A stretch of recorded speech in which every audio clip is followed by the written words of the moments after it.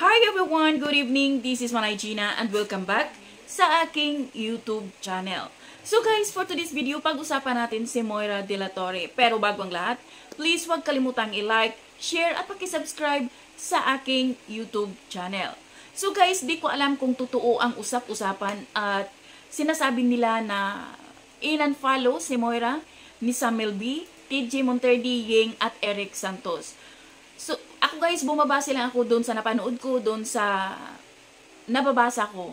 At di ko alam kung bakit pati si Sam, syempre diba, close na close si Moira kay Samuel B. Para na nga silang magkapatid. Naalala ko kasi noon sa Magandang Buhay na in-interview si Moira at talagang sinabi niya na talagang close sila.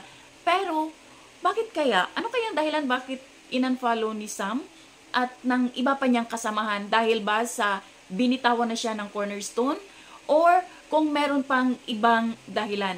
So guys, di natin alam talaga kung ano yung punot dulo. Pero, ayun nga, aabangan natin kung anong ganap, kung aabangan natin kung magsalita ba si Moira De La Torre. Kung anong dahilan, bakit in-unfollow siya nitong mga ka-close niya sa showbiz industry.